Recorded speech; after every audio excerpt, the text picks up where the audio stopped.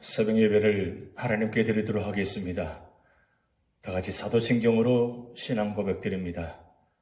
전능하사 천지를 만드신 하나님 아버지를 내가 믿사오며 그 외아들 우리 주 예수 그리스도를 믿사오니 이는 성령으로 잉태하사 동정녀 마리아에게 나시고 본디오 빌라도에게 고난을 받으사 십자가에 못 박혀 죽으시고 장사한 지 사흘 만에 죽은 자 가운데서 다시 살아나시며 하늘에 오르사 전능하신 하나님 우편에 앉아 계시다가 저리로서 산자와 죽은 자를 심판하러 오시리라. 성령을 믿사오며 거룩한 공회와 성도가 서로 교통하는 것과 죄를 사하여 주시는 것과 몸이 다시 사는 것과 영원히 사는 것을 믿사옵나이다. 아멘. 찬송가 523장 어두운 죄악길에서 목자 없는 양같이 함께 찬양 드리시겠습니다.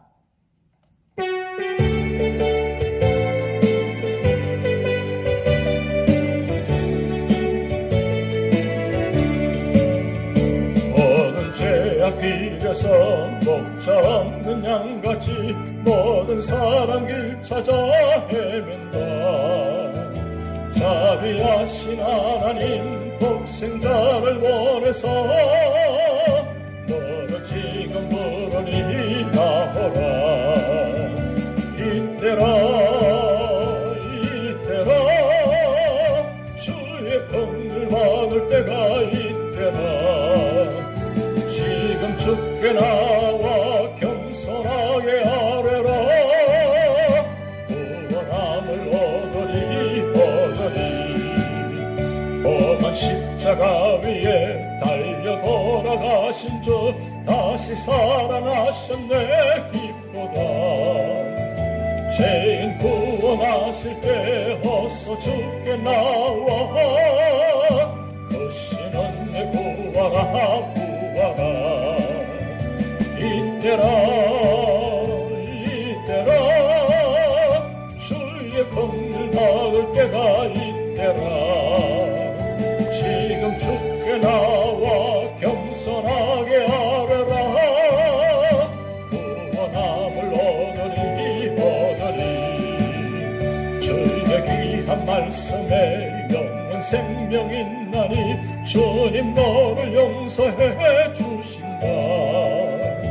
주가 부르실 때에 힘과 정성 다하여 주의 은혜 받으라 이때라 주의 긍휼 받을 때가 이때라. 지금 주께 나와 겸손하게 아뢰라. 구원함을 얻으리 세월 빨리 흐르고 세상 친구 가는데 너의 영혼 오늘 밤 떠나고 주의 구원 받으면 천국에서 영원히 주와 함께 살리라. 이때라 주의 긍휼 받을 때가 이때라. 지금 주께 나와 겸손하게 아뢰라. 구원함을 얻으리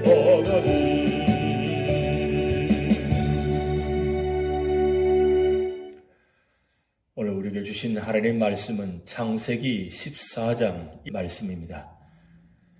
당시 시날왕 아므라벨과 엘라살왕 아리옥과 엘람왕 거들라오멜과 고임왕 디달이 소돔왕 베라와 고모라왕 비르사와 아드마왕 시납과 스보임왕 세메벨과 벨라 곧 소할왕과 싸우니라.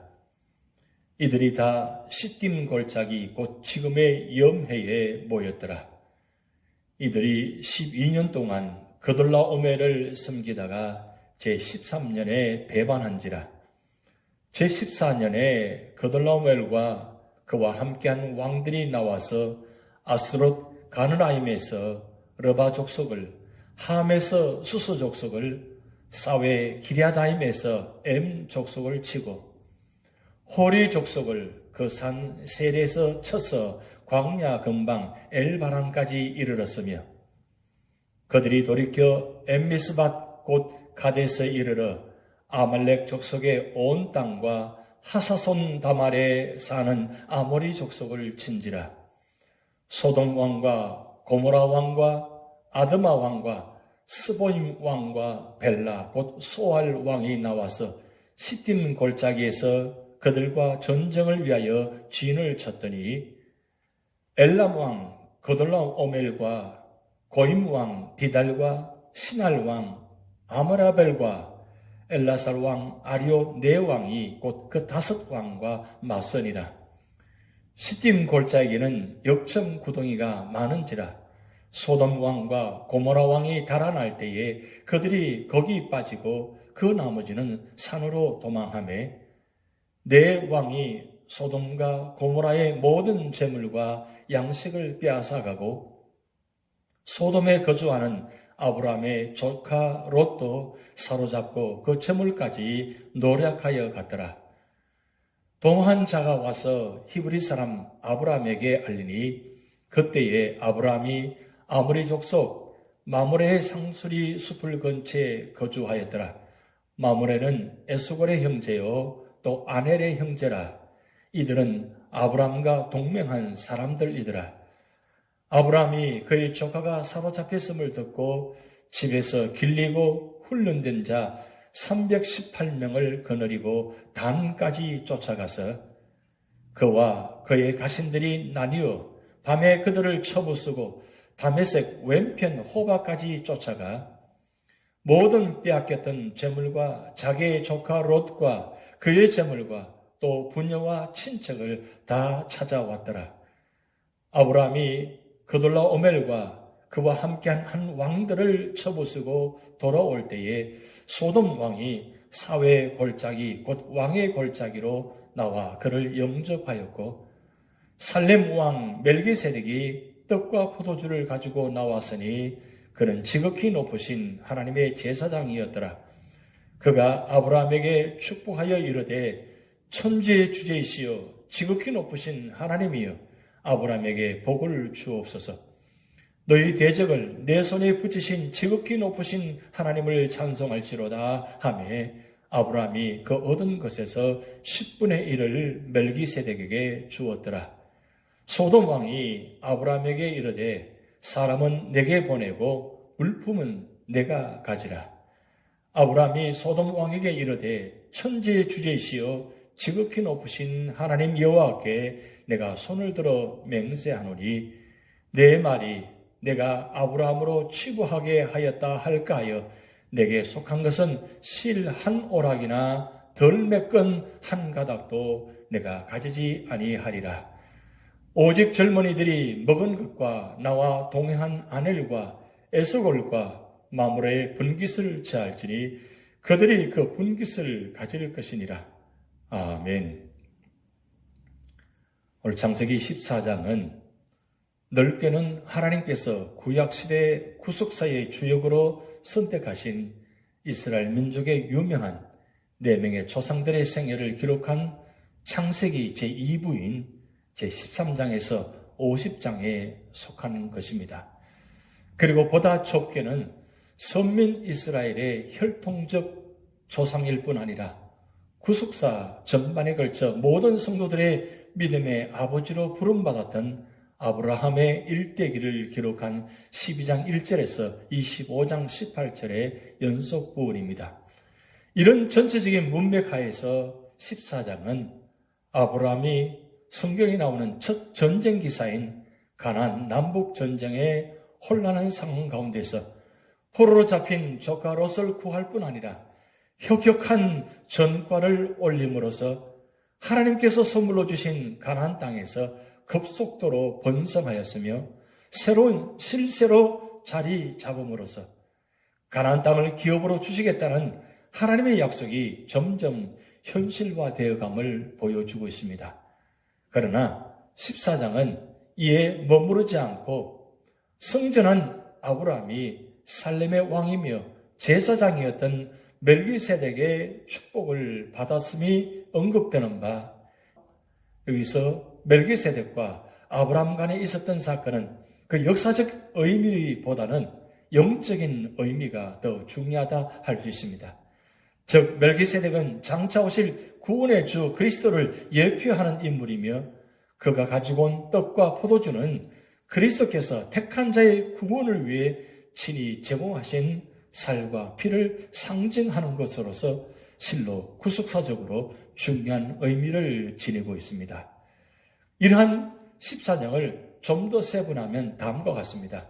먼저 1절에서 12절은 가나안 남부 지역 5왕이 엘람 왕 그돌라오메를 맹주로 하는 북방 4왕의 공격을 받아 대피하였으며 이때 재물에 큰 집착을 보였던 롯도 포로로 잡혀가게 됨이 기록됩니다.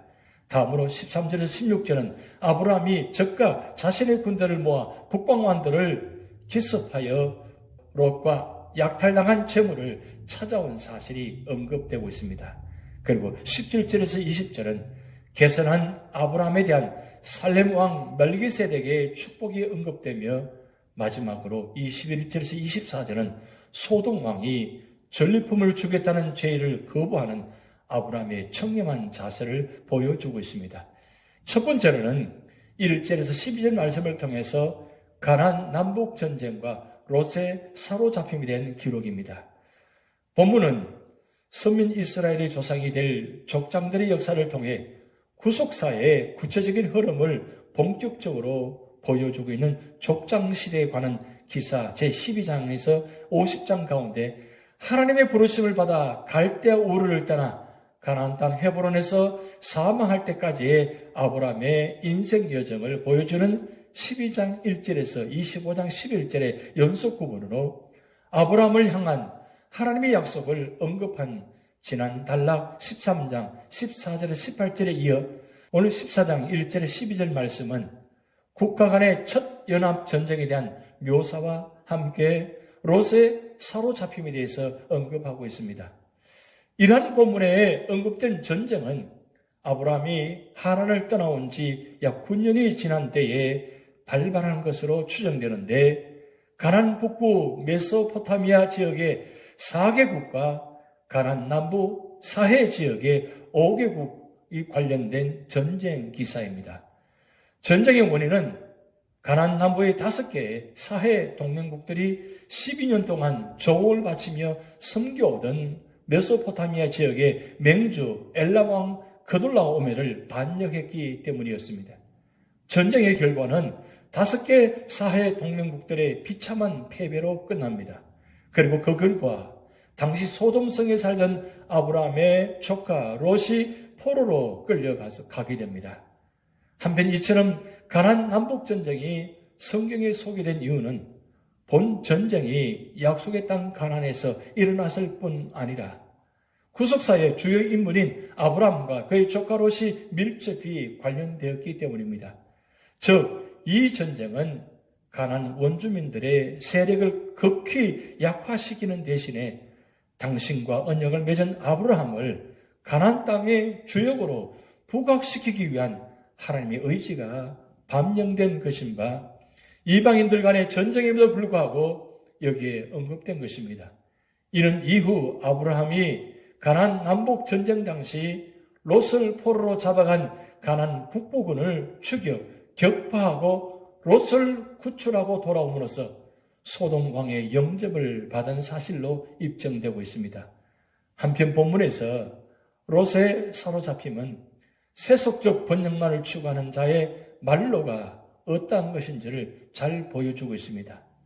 즉 세속적 번영은 그것을 추구하는 자에게 참된 기쁨과 만족을 제공하지 못하고 도리어 불안과 분쟁의 요인이 되며 심지어 멸망의 원인이 되기도 하는 것입니다. 그러므로 성도들은 이 땅의 만족을 얻기 위해서가 아니라 하늘의 만족을 얻기 위해서 온갖 힘을 다 기울여야 하는 것입니다. 두 번째로는 13절에서 16절 말씀을 통해서 아브라함의 롯 구출 사건을 기록하고 있습니다. 지난 단락에서는 성경에 언급된 최초의 국가 간의 전쟁으로서의 가나안 남북 전쟁에 대해서 살펴보았습니다. 그에 이은 본문은 아브라함의 생애 가운데 나타난 그의 유일한 군사적 행동에 대한 언급으로 조카 롯이 가나안 북부 지역의 원정군에게 사로잡혀 갔다는 소식을 접한 아브라함이 그의 집에서 길리온 318인을 이끌고 롯을 잡아간 가나안 북부 지역의 원정군을 죽여 격파하고 롯을 비롯한 여타의 포로들을 구출하고 약탈당한 재물을 찾아오는 장면입니다. 여기서 주목할 것은 아브라함이 가신 318인으로 어떻게 막강한 가나안 북부 지역 연합군을 격파할 수 있었는가 하는 것입니다. 사실 드러난 전력 면허만 본다면 아브라함의 집에서 훈련된 318인으로 가나안 중남부를 초토화시킨 가나안 북부 지역 연합군을 상대로 전투를 벌인다는 것은 무모한 일이 아닐 수 없습니다. 그럼에도 불구하고 아브라함이 가나안 북부 연합군을 격파하고 롯을 비롯한 모든 포로들을 구출함은 물론 약탈당한 재물을 찾아올 수 있었던 것은 조카 롯에 대한 애틋한 사랑과 어려움에 처한 이웃을 위한 박애정신, 그리고 무엇보다도 하나님의 도우심을 확신한 그의 신앙 용기와 함께 아브라함의 배후에서 그를 강한 능력으로 도우신 하나님의 도우심이 있었기에 가능한 일이었다고 하겠는데, 아브라함의 이러한 구출 행위는 죄악에 포로된 죄인들을 뜨거운 사랑과 희생으로 자유케 하신 그리스도의 구속 사역을 예표하고 있습니다. 한편 롯이 분가할 때 아브라함보다 좋은 조건에서 출발했음에도 불구하고 포로로 잡혀갈 정도로 성장하지 못한 반면 롯에 비해 열악한 조건 속에서 출발한 아브라함이 롯을 구출할 만큼 강성해졌다는 사실은 인생이 성공적인 삶을 사는 데는 어떤 세상적인 조건보다도 하나님께서 함께 하심이 더 중요하다는 것을 깨닫게 해주는 것입니다. 세 번째로는 17절에서 24절 말씀을 통해서 소돔 왕과 살렘 왕의 아브라함 영접을 기록하고 있습니다. 본문은 가나안 북부 지역 연합군을 격파하고 롯을 비롯한 포로들을 구출함은 물론 탈취당한 재물을 찾아 당당하게 개설하는 아브라함을 소돔 왕과 살렘 왕이 영접하는 장면입니다. 이러한 본문에서 우리는 특별히 두 가지 사실에 주목할 필요가 있습니다. 첫째는 아브라함을 축복한 멜기세덱에 대해서 말씀입니다. 살렘 왕은 당시 예루살렘의 왕이자 제사장으로 본문의 내용을 비춰볼 때 아브라함의 가계와는 별도로 여호와 신앙을 가진 인물이었던 듯합니다. 히브리서 기자는 멜기세덱을 가리켜 아비도 없고 어미도 없고 족보는 없고 시작한 날도 없고 생명의 끝도 없어 하나님의 아들과 방불하여 항상 제사장으로 있다고 히브리서 7장 3절에 말씀하고 있습니다. 그 존재의 신비성을 강조하면서 그를 인간 대제사장 아론의 반차를 초월하여 영원한 대제사장의 직무를 수행하고 계신 예수 그리스도를 예표하는 존재로 보고 있습니다. 이렇게 볼 때 대적과의 전쟁으로 피곤하고 지친 아브라함의 영육에 새로운 활력을 불어넣어준 멜기세덱이 가지고 온 떡과 포도주는 세상에서 지치고 피곤한 성도들을 위로하고 새 힘을 얻게 하는 그리스도의 풍성한 은혜를 상징한다고 할 수 있습니다. 둘째는 아브라함의 청렴함에 대해서입니다. 즉 아브라함은 가나안 북부 연합군에게 약탈당했다가 되찾아온 재물을 그에게 주겠다는 소돔 왕의 제의를 신앙적 기준에서 타락하고 부도덕한 이방인의 소유로 치부할 수 없다고 하며 단호히 거절한 것입니다. 이러한 사실은 우리에게 사회 인식상 정당하게 통용되는 것이라 할지라도 신앙 양심에 거리끼는 것이라면 단호히 배격할 수 있어야 함을 교훈해 주고 있습니다. 실로 오늘 14장의 사건은 외형적으로는 급변하는 국제 정세 가운데 인간적인 판단으로 재물에 집착했던 롯이 포로된 사실과 어려움을 당한 친족을 목숨의 위험조차 무릅쓰고 도운 아브라함의 영웅적인 용기가 부각됩니다. 영웅적인 용기가 부각됩니다. 그리고 이러한 극적인 사건으로 인하여 가나안에서의 아브라함의 위상은 더욱 높아졌을 것입니다. 그러나 우리는 이러한 가시적 결과 이면에 있는 보다 큰 결과, 즉 아브라함이 하나님의 구속사의 주역으로 한층 더 부각되는 보다 중요한 영적인 결과에 주의를 기울여야 할 것입니다. 지극히 높으신 하나님의 제사장인 살렘의 왕 멜기세덱은 하나님의 택함을 받은 아브라함이 북방 왕들에게 성전하고 돌아오자 그를 환영하고 축복하였던 것입니다. 그런데 성경은 여러 차례 여기서 등장하는 멜기세덱을 장차 이 땅에 구주로 오실 그리스도를 예표하는 인물로 소개하고 있습니다. 즉 그는 의의 왕으로서 성도의 표상인 아브라함을 지극히 높으신 하나님의 이름으로 축복하였으며 성경 기록으로는 최초로 11조를 받은 자였던 것입니다. 즉 그는 후에 등장할 아론의 반차를 쫓은 레위 지파에 속하지 않으면서도 영원한 제사장으로서 왕의 직력을 함께 행사하는 그리스도의 모형이었던 것입니다. 한편 우리는 이런 사실을 통해서 구속의 주 그리스도는 어느 날 갑자기 이 세상에 우연히 오신 것이 아니라 역사의 주관자이신 하나님의 치밀하신 구원 계획에 의해서 이 땅에 오셨으며 하나님께서 부여하신 인간 구속의 사역을 완전히 수행하셨음을 알 수 있는 것입니다.